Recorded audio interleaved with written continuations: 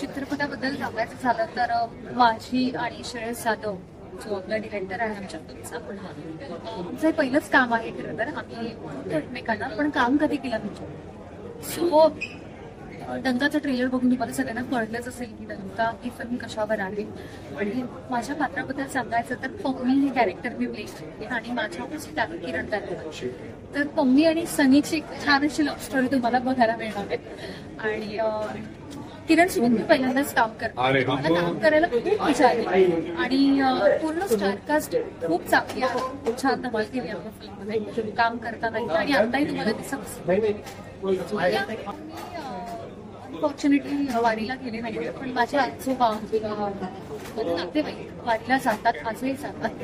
तर मला वारीला जायला अजून चान्स नाही मिळाला पण नक्कीच मी वारीला जाण्याचा प्रयत्न करेन. निमित्त जर मला जायला मिळालं तर मी नक्कीच जाईल.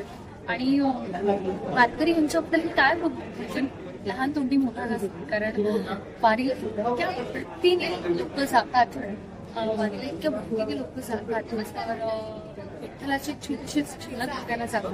तर त्या सगळ्यांना माझ्याकडून खरंच खूप पण सांगायचं झालं तर किरणचे आणि माझे सीन करताना आम्हाला खूप मजा आली कारण खूप स्पॉन्टेनियसली तो सीन करत होता.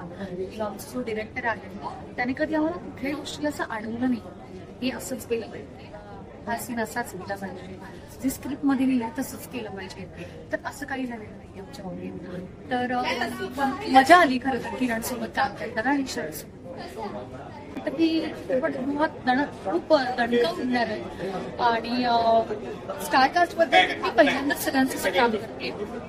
ओळखत होते मी प्रत्येकाला पण ह्या फिल्म निमित्त मला या सगळ्यांसोबत काम करायची संधी मिळाली आणि मला मजा आली खरंच. म्हणजे प्रियदर्शन सोबत मला काम करायचं होतं अनिकेत सोबत काम करायचं होतं. रसिकाचं आणि माझं बॉलिंग खूप छान झालं आणि किरण मी तर काम केल्यामुळे आता या फिल्ममध्ये तर आमचंही छान बॉन्डिंग झालं. सो येस ही छान स्टारकास्ट तुम्हाला बघायला मिळणार आहे आणि छान असं अशी पॅकेजवाली फिल्म बघायला.